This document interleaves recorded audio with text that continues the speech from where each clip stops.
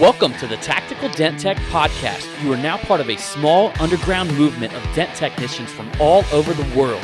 We are on a mission to change our industry with innovation, intelligence, and skill. But because we don't rely on an insurance company to steer customers our way, we need to do things different. We need to do things smarter.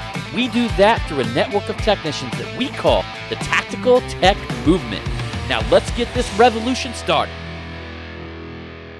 Hey, what's up, everybody? John Hiley here with Angela Hiley in the Tactical Dent Tech Podcast. Coming to you today with a special Mother's Day edition. Woo! And you know how the wifey here is all about Mother's Day. Yes, I am. It kind of starts out with like you better not fuck it up day. Yep. Yes. She be trying to claim a whole week. Oh, Definitely you claim a whole weekend. Yeah. I've definitely heard a couple times, this is Mother's Day weekend. Yes. And I'm like, no, this is Saturday. Tomorrow is Mother's Day. No, I get the whole weekend. We all the mothers out there get the whole weekend. Hell, we should get a whole month for all this coronavirus shit going on. For real. Everybody's using coronavirus, or everybody's using coronavirus. I said coronavirus, like Miley Cyrus mixed with coronavirus. Yeah. So yeah, everybody's using that as an excuse. It seems like anything like you have an issue with, like an online order or something like that. It's so easy now to say, well, things are really being affected by the coronavirus. Due to the coronavirus. It's like the one thing nobody can... Your shipment will be delayed. Currently, nobody can debate this, because it's so taboo to debate it, even though I pretty much just went on my Facebook yesterday and called everybody a bunch of diaper faces. Oh, it'll happen. Trust me. It'll totally happen. In all honesty, it's already starting to happen. Yeah, if you guys haven't noticed, I've been doing a lot on my personal Facebook. So if you guys aren't on my friends list, you can either follow me there, send me a friend request, whatever. But I'm doing a lot over there, and the reason why over the last couple of years we've seen Facebook's algorithm. It used to go towards groups, and I don't know if you guys noticed this, but there for a while, of course, I follow this, but you would actually log into Facebook, and you would end up seeing usually your first post that you seen was something from a group. What we've noticed is not only they've changed that algorithm inside of groups, but they're actually starting to change the group algorithm to show what they want to show in the group. Like you can no longer scroll through a group and just find like whatever post was next. Now Facebook is actually going in the groups and rearranging them and stuff like that. And I don't know. I'm not seeing a favorable outcome with that unless they change it up, unless they make it better. I assume they're trying to make it better. I just think that they're just like fucking everything up there on Facebook. They should have just left it the way that it is, because that was working the best way possible. That's like, what is it they say? That like sometimes you shouldn't change things. Like if something is going really good, like right. Why change it? I kind of feel like the personal Facebook on your actual personal is like starting to go off the hook again though, so I'm seeing more action over there than I am in groups. And most of the dent guys, either you guys follow me or we're friends or something like that. So I've actually homies. I guys, here's what I do. Look, I'm not married to anything. I literally... You're married to me. Well, I mean, when it comes to, social connection, stuff like that. I know what you're saying. If something came out tomorrow that was better than Facebook, I'd be fucking all over it. You know what I mean? Yeah, you would. But to top that off, like, I'm always going to look at exactly what's happening, and I'm going to make moves based on that. Of course, your Facebook pages are always going to be your best to promote your business because you can actually advertise there. Mm-hmm. It's one of the only areas you can advertise. They will eventually be advertising in groups. I know it. And I would like to say that pissed me off, but it doesn't actually, because I will be all over that. I will be utilizing that as as a marketer would. Yeah. And here's the thing. I'm not pissed off at Facebook at all, actually, because the truth of the matter is I just moved to whatever's working. Yeah. And, look, we're on their real estate. Like, we don't call the shots. Like, when you're on Facebook, you're on their real estate. You don't call the shots. Mm-hmm. You just got to move with whatever's happening there. You know, that being said, Facebook advertising, we've seen a huge dip when the coronavirus, and then obviously all the marketers start talking about that huge dip, and then we're seeing the prices going up a little bit more on the advertisement end. But by far, if you know what you're doing, Facebook has some of the best target advertising available. You know, Google's good because, you know, people are like, you know, but it's expensive. Like, Google's really expensive. In fact, we never even seen Google AdWords even drop during this time. If anything, I'm running it in a bunch of different hailstorm environments. I mean, it's expensive. I mean, real expensive, but it works. I mean, that's the thing. It works. I just don't see how anybody could sell like a cheap ass fucking product on there and actually make money. Unless they're selling a lot of them. And unless somehow they're getting the clicks really, really cheap. Yeah. But well, anyways, before back to I bore the shit out of her, yes, and probably half of you, yeah, we need to get on. back to the Mother's Day edition. Mother's Day edition. You done got me talking marketing, girl. I know, but that's what you absolutely love. So let's read the poem John wrote to me for Mother's Day. I am a poet, and I didn't even know it. Yes. When we first met, I was a stoner. Even after 20 years, you still give me a boner. Truth. I love the way you cook, and you never really stink. Your heart and my heart are held together by an unbreakable link. When we first met, they never thought we would have worked out. But here we are still together because we've never had any doubt. Looking back, I know I married my best friend. I don't even get mad about all the money you spend, and that is true. I like it when you shovel the snow and mow the grass, and I still love slapping that big old ass. You know our love is true when we can share a laugh at a fart. Angela Hiley, you hold the key to my heart. There it is. Oh, and That's I my new love thing. it. I love it. I write poems now. That's my new thing. Yeah, because like John, for the longest time, would write me these big emotional letters for like birthday, anniversary, and you know. I would write them on Facebook or something like that. Yeah, like the big letters. You know, and they'd be really sweet and very emotional, and I would be like crying at the end of them. And well, it was my birthday. Yeah. You wrote the first poem, and I died laughing, and I loved everything about it because even though I love all the mushy romantic stuff, like something that John has always been, he's always been able to make me laugh. Like I could be pissed off at him so bad, and the next thing you know, he does something, and I'm like dying in laughter. And I think that's something that is, I would say that's one thing that's always like kept us together, no matter what was going on, whether he was mad at me, I was mad at him. He would always do something and make me laugh. And the next thing you know, we were over it and, you know, all back to lovey-dovey. Yeah, it's my deflecting technique. Sometimes I even say things that are a little too early, you know? I think, but this is just something that is just your nature. I mean, there was a house, we were looking at a house or something he showed me, and they had like a shitload of American flags. Remember in the background, there was like 6 or 7 of them. And John said something about, he's like, oh, I'm going to go over there and like kiss them all. Oh, yeah, you had your redneck voice going on. I was talking like about Donald Trump, you know, how he was talking about like he was at I think the United Nations or something like that, and he walked up and he kissed a flag. And of course they played it all over the news and the media because I didn't watch the fucking United Nations speech or whatever the fuck it was.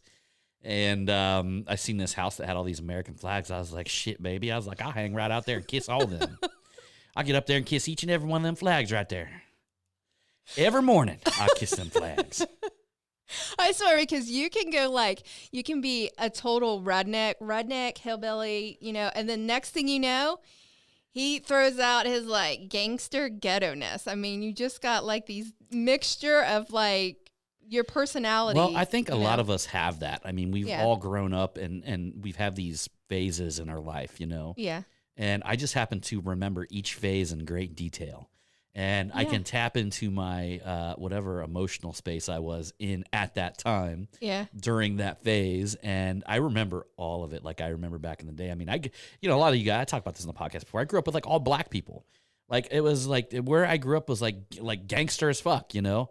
But And- you were a hippie too when I met you. Sure. And I went into that later on later on, I think I was, I was probably around 16, 17 years old, and my buddy started growing out dreadlocks. And, next thing you know, we're heading to these, what really attracted me to the whole culture. And I wouldn't even call it hippie because, like, back then it was more of like, there was like a lot of people. It was a mixture of ravers, and it was a mixture of, it wasn't really like what you would imagine as being like a hippie, like a peace-loving, sitting there playing a guitar, talking to a tree type shit.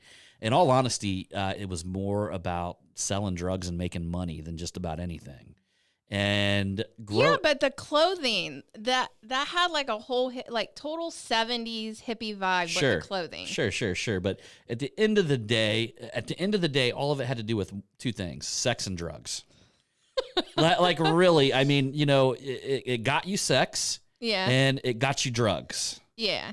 And that was the two things that you're looking for. But I mean, like if you would look back in the day, like when Woodstock was going on, Yeah. I mean, wasn't that the same thing? But that was like a hippie generation back then. Well, yeah, I would imagine, but I just don't think people realize that that's really at the end of the day. And no, don't get me wrong. I mean, I met some really weirdo, gather around a circle and play drum, kumbaya type people, Yeah. But we weren't really about that, to be honest with you. It was about it's something totally different. It was about sex and drugs for me and a lot of my friends. Yeah. We were trying to get laid, and we were trying to get whatever kind of pot or whatever kind of other drugs that we were doing at the time: ecstasy, LSD, eating mushrooms, Yeah. all that kind of stuff. Yeah.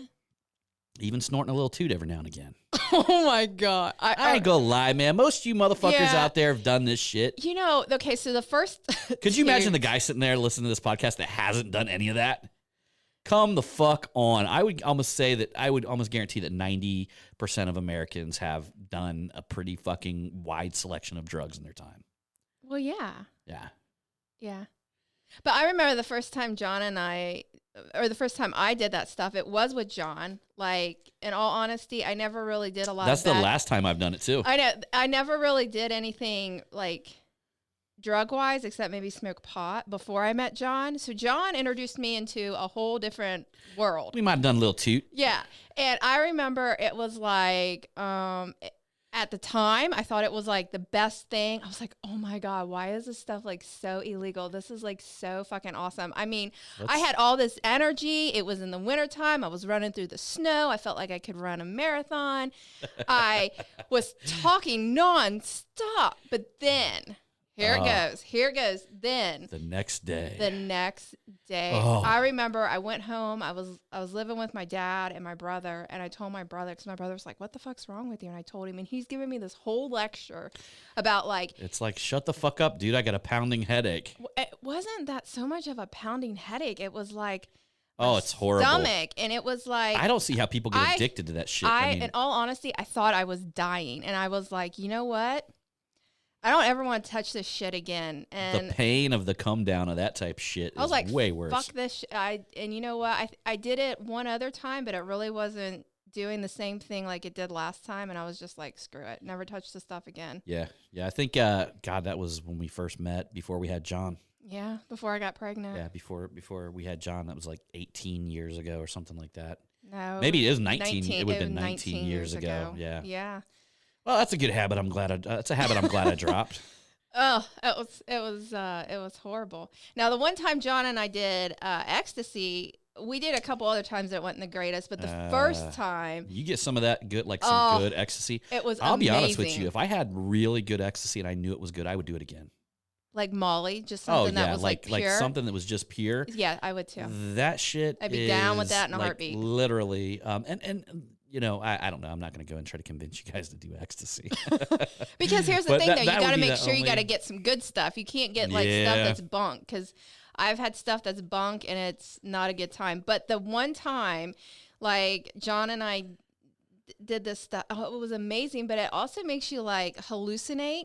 And I remember we were sitting up in his room, Like good hallucinations, not Yeah. like scary, you No. know, evil hallucinations, No. which I've been there But too. I was sitting up there. We were sitting up there in his room, and I was sitting in a recliner. I remember how soft and cushiony and everything it was. I was like, "Oh, this is so amazing." But he had this picture, and I've told this story to some people. But he had this picture of an eagle, a bald eagle, and I remember I was so fixated on this, looking at this eagle. And anytime, you know, because it brought me a lot of joy and brought me happiness and a good feeling. But anytime I would look away from it, it would get mad and it would go, like if I look at John, like the bald eagle would get mad and it'd go, caw, caw, and then I'd have to like look back at it. And then, you know, So she actually had the time of her life just looking at a bald eagle all night.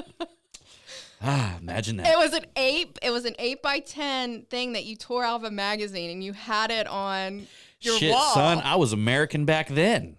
Shoot, you were like fixated on them Christmas lights. Yeah. Yeah, I remember that. You know, the crazy thing is, like, I sit back and look at this, and I've always asked myself, like, you know, because, you know, I'll give you an example. Like, her father is a person who has never done any drugs at all. No, he's drank alcohol a couple He's drank times. and that's alcohol it. only a couple times. And I don't want to say that he's closed-minded, but he is closed-minded. Like, there's no depth into the imagination. It's very innocent imagination, you know. Yeah. He's got an innocent. No, I'm a great guy, but the depth of the imagination is not there. And I always wonder, I'm like, if I would have never done that stuff when I was a kid, Yeah. there's no fucking way I'd be coming up with the shit that I'm doing today. That's true. I mean, my dad, like, he loved it when me and my brother were like little. Yeah. You know what I'm saying? Because it was all about going to the park or going to the woods and, you know, like, you know, that kind of stuff. And then Yeah. when we had Jonathan, you know, he absolutely loved Jonathan when he was like, I mean, he loves him, but I'm just saying, like, he was very relatable when He was a kid. when Yeah. Jonathan was like a little kid. Now it's kind of like, I mean, obviously my dad loves him to death and him and Jonathan get along, but there's a different Sure. there's a shift in energy. But, you know, they actually, I read Steve Jobs' book. Yeah. And they talked about that. I mean, you know, people don't realize that Steve Jobs was literally in Berkeley College with Timothy Leary at the time. And if any of you guys don't know old drug culture, Timothy Leary was, I don't know whether he was a scientist or what, he was like the king of LSD back then. Mm-hmm. And he was the one who brought most of it to America. And there's actually been conspiracy theories talking about how it was through the government in some ways. But who knows about that?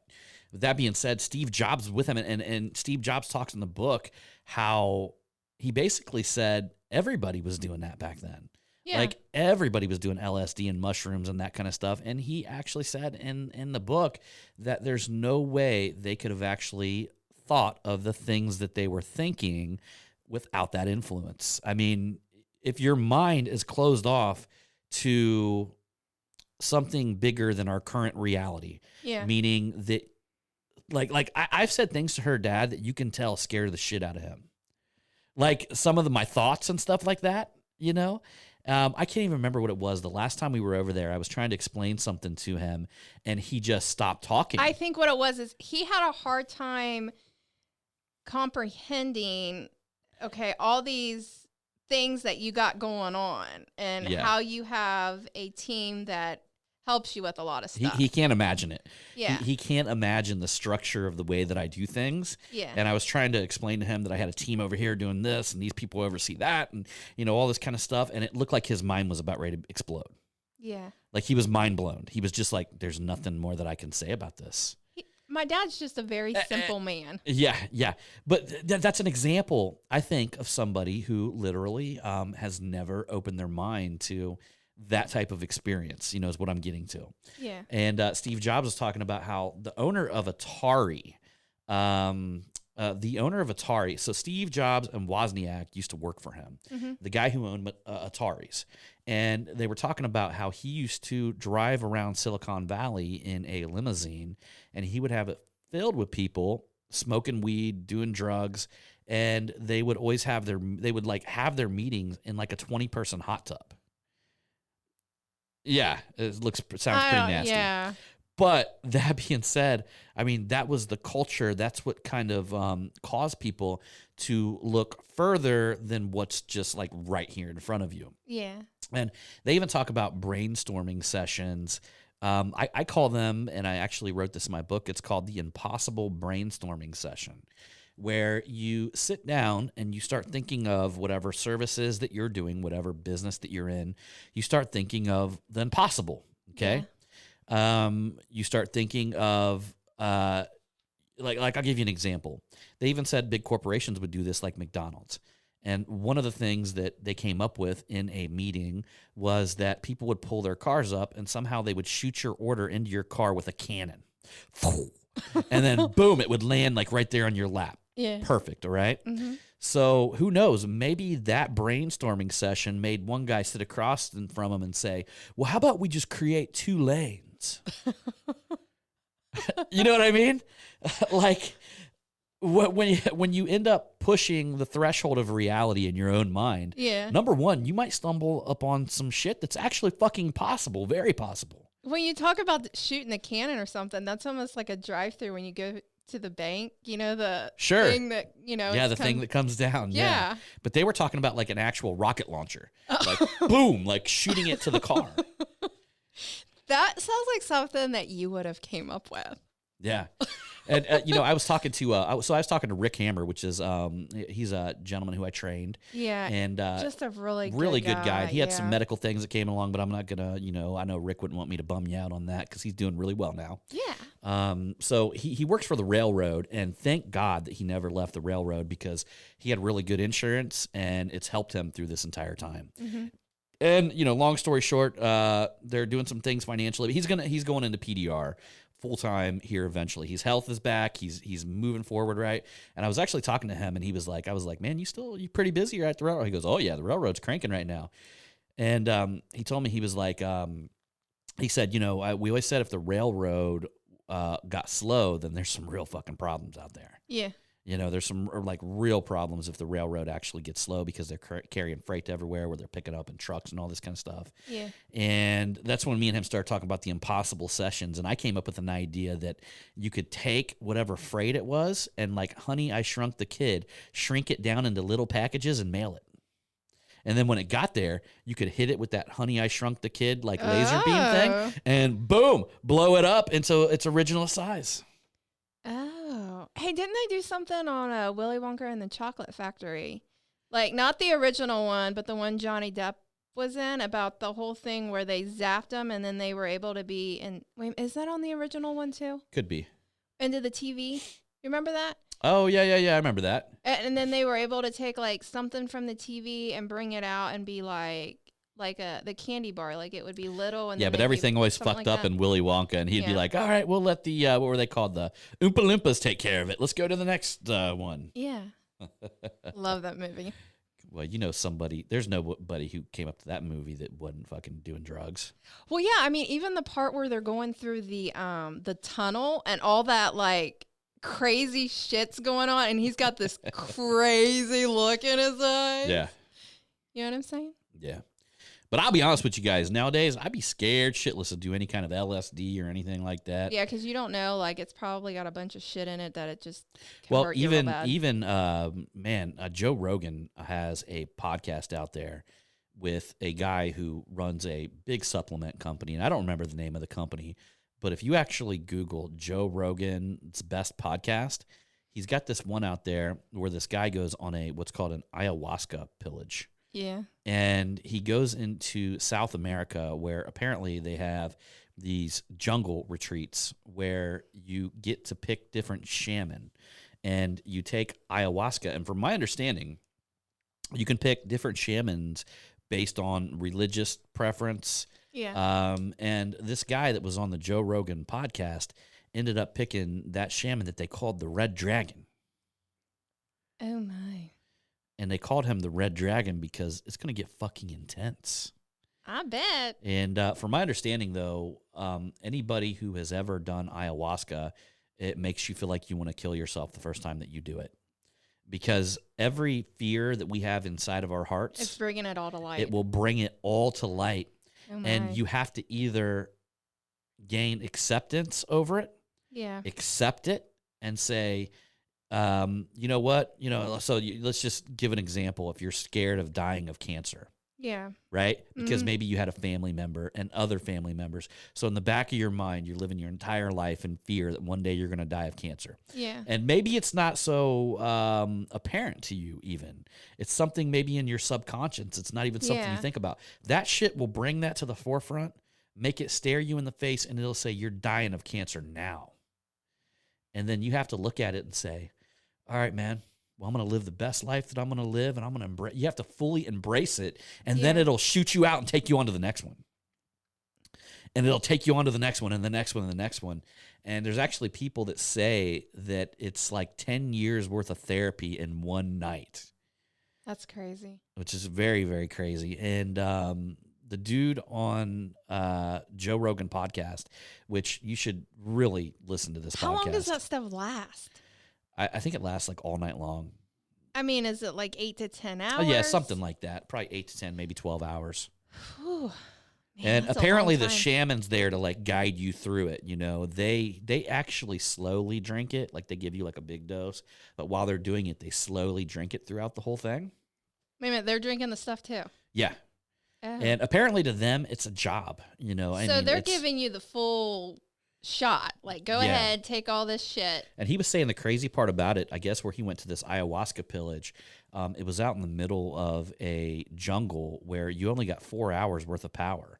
So they had generators. And then he said about the time that it kicked in, all of a sudden you hear clank, power gone. And you're in this dark jungle with just fire, you know what I mean? And you're in with this shaman. And he said next thing you know, people just started vomiting. Like, apparently it makes you vomit. And then some lady, you're probably like in a totally different state of mind. people You don't start give a going into shit. full blow, like they'll go to where like they're a little kid again. And he was saying that there was a lady in there that kept saying, I don't know if I shit myself or I shit myself. I was just So people would like shit theirself Oh during the my. experience. Can you imagine coming out of that and then next thing you know, you look down and you're like, You shit yourself. I just fucking shit my pants in front of all these people.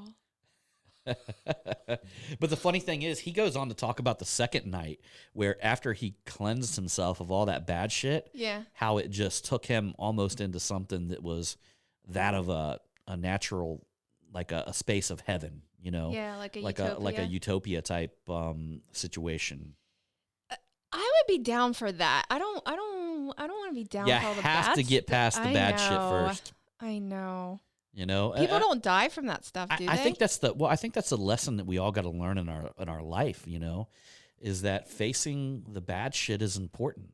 You know, no, I it think absolutely is. I've said this before in some previous podcasts that you can literally live your entire life like you wouldn't go a day if you had a toothache.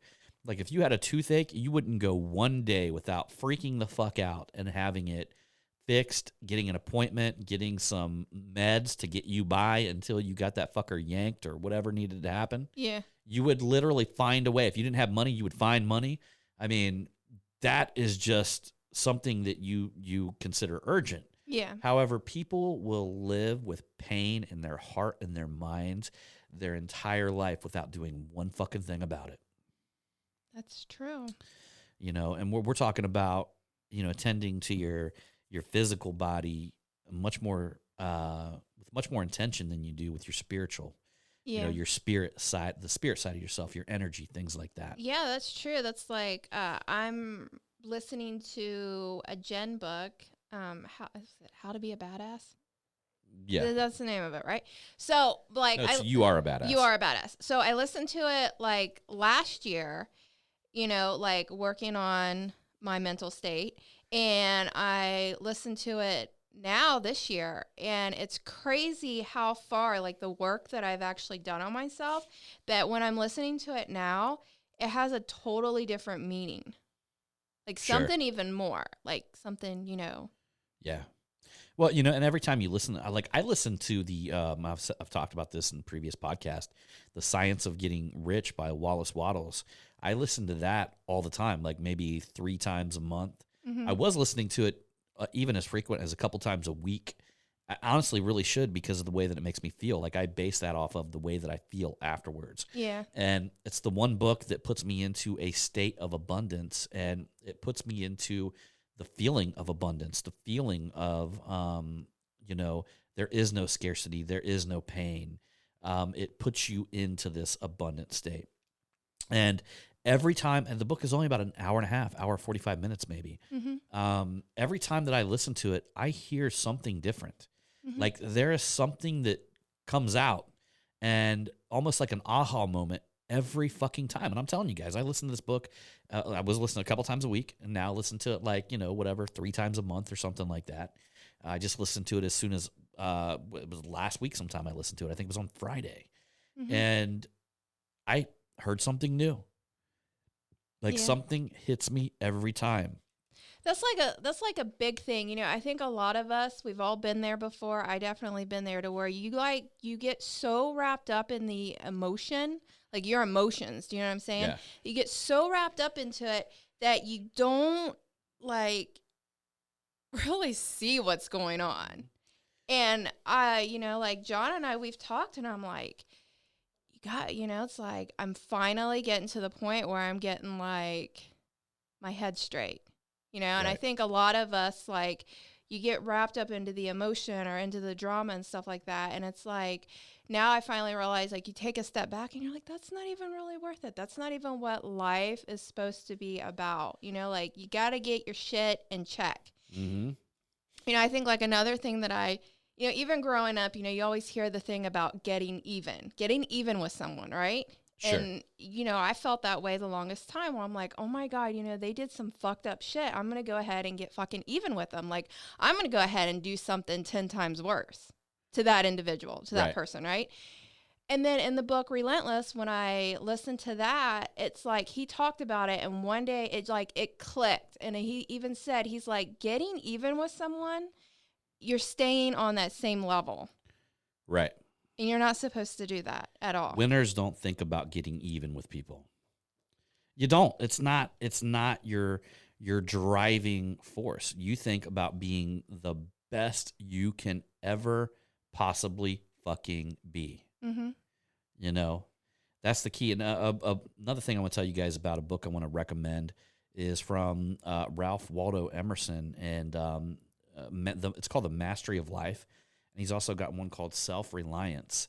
And what I love about these books, these 2 books specifically, is that they were written a long time ago, and they're very hard to understand.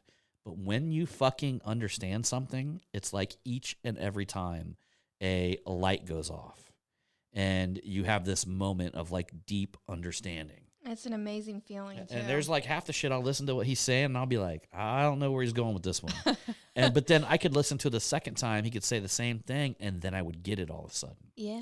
It's almost like, I would say the Bible is like that. I mean, whether you like the Bible or not, when you read it, and I read it for quite a long time. I listened to it for quite a long time. I mean, years and years and years. And all of a sudden, you'll hear a verse in the Bible, and you'll get it. Mm-hmm. And there'll be years that you didn't understand it, like years that you didn't understand it, and then bam, you'll fucking get it. Mm-hmm. And I like shit like that.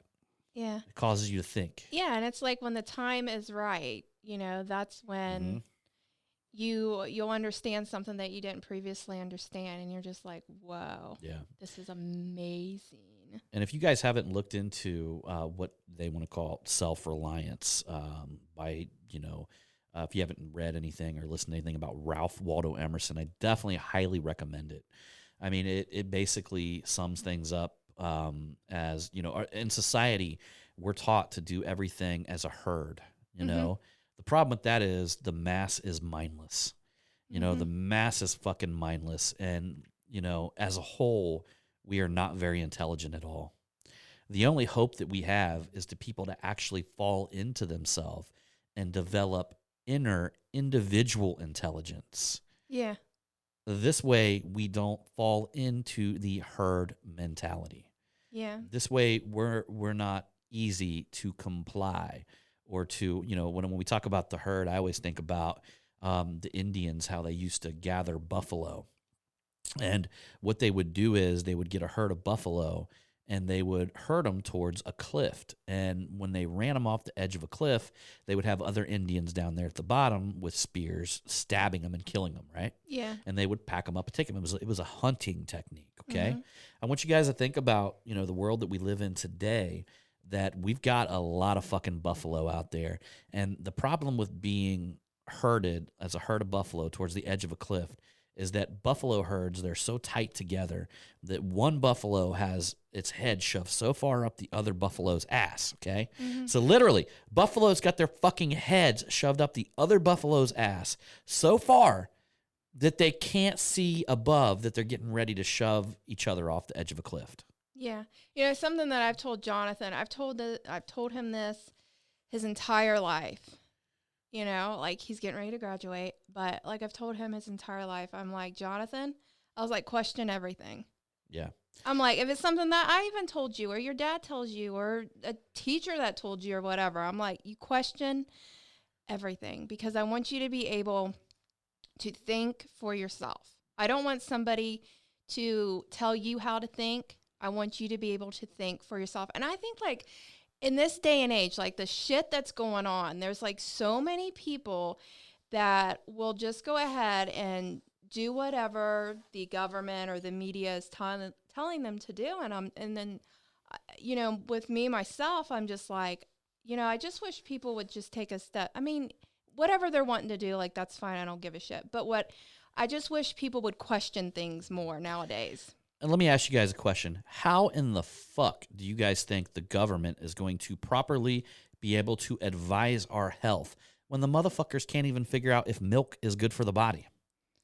Like literally, my whole life, like when I was growing up, oh, milk is good for you. And then later on, milk is bad for you. Yeah. Oh, no, it's good for you. We got another scientific study. It's bad. It's good. It's bad. It's good. It's bad. It's good. They do that stuff Dude, all the time fuck with everything. y'all, man. How about if I drink some fucking milk and I decide whether it's good for me or not based on the way I fucking feel about it? Yeah. How about that, motherfucker? You know what I mean? You don't have to tell me whether milk's good for me or not because I'll fucking drink the shit and I will base it off the way I fucking feel when I drink it. You know what? You don't have to tell me if a fucking potato is good for me, motherfucker. I will eat a potato and decide if it makes me feel good after I fucking eat it. How about that, dickhead? No, I don't need to know if a carrot's good for me, okay? Yeah. It tastes like shit, so it's probably good for me. So there. It's just the problem we have out here in society is like all of these fucking sheep just following each other. Yeah. And just, doing whatever they're told, man, because it's what they're told. It's like don't question authority. Don't question, man. Like, I don't know, I could go on and on, guys, with government rants and shit like that, and I'm not really a big conspiracy theorist because I don't give a fuck. I spend more time inner self-developing. I mean, this is my message. My message is develop yourself. Mm-hmm. Invest in yourself. Strengthen yourself. Strengthen the knowledge. Like, don't let people just take your fucking mind. There's like a fight out there for your mind. You don't get this. Like fucking Fox News is fighting for your mind. Yeah. CNN is fighting for your mind. Whatever. ABC News. I don't even know whatever other news outlet there is. There's TV shows that are fighting for your mind. Yeah. Everybody's fighting for your eyeballs. Okay. Take it back. Take your mind back. And make clear-cut decisions to invest in that motherfucker. Yeah. Strengthen it. Empower yourself. Mm-hmm. Become a better version of yourself. Okay? And honestly, I don't think that's what they want because if they did want that, they would be teaching people that in schools. Exactly. And the thing is about schools were not designed to help you succeed. They were designed to stop you from completely failing. And really probably just make a decent drone-style employee. Exactly. Where you would go to work, you would pay your taxes, you would help fuel the system that wouldn't question anything. Wouldn't be a rebel. And that's it. Yeah. That's the way they want you to live your life. They do. Bob Marley's, I mean, he's sung about it for, I mean, you listen to his music, you know, like now, and everything, all the shit that's going on today, it's like, it makes total sense. You know what I'm saying? His music was based off timeless principles. Yeah. And it's just like, you know, everybody needs to be their own hero. That's right. You know, you can't be a victim, and you can't sit there and be like, oh, all this shit happened to me and nobody was here for me. That's life. Do you know what I'm saying? You got to be your own person to deal with whatever's going on for yourself and be the best version for yourself. Well, guys, that's the problem with being the victim, okay? Is that you disarm yourself from actually correcting the problem. Mm-hmm. Anytime that you push the problem off on I'd like to be successful, but my wife just holds me down, right? So now you've got a crutch. It's outside of yourself. The power to be successful is put in somebody else's hands. You no longer have control over that shit. Yeah. Accept everything as you have the fucking control to change it. You are 100% responsible, and I don't give a fuck what it is. Like, I don't care if somebody shoots you in the face. Accept it as your responsibility. It wasn't them that did it to you. You did it to you.